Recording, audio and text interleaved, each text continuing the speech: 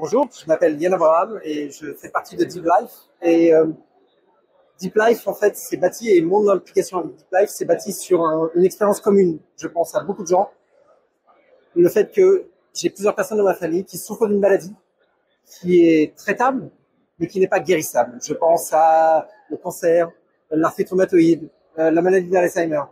Et le but de Deep Life, c'est d'apporter une solution pour ces patients et pour ces maladies en prenant des médicaments qui sont déjà sur le marché, qui ont déjà été validés pour une certaine indication, et en trouvant la meilleure indication possible pour lesquelles ces médicaments vont pouvoir être réutilisés. Cette réutilisation des médicaments, Deep Life veut y arriver en utilisant en particulier deux briques technologiques qui sont extrêmement importantes et soutenues par l'intelligence artificielle. La première de ces briques technologiques, c'est ce qu'on appelle un interactome. Un interactome, c'est la manière dont interagissent tous les composants d'une cellule vivante. Les protéines, les gènes, les métabolites, tout ce qui fait le vivant.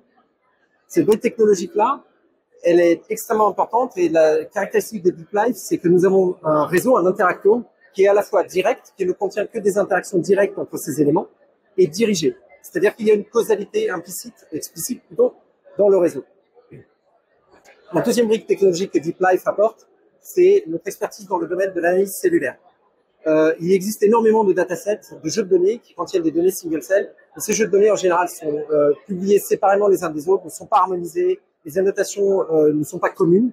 Donc, la deuxième brique technologique de Deep Life, c'est d'avoir harmonisé tous ces datasets et de permettre, pour notre recherche interne, mais aussi pour le bénéfice des clients, d'harmoniser toutes ces données pour une indication spécifique, pour une maladie spécifique, et de partir de notre interactome et de partir de cet atlas que nous avons bâti, trouver à l'échelle de la cellule la meilleure manière d'utiliser un médicament déjà existant pour traiter la maladie.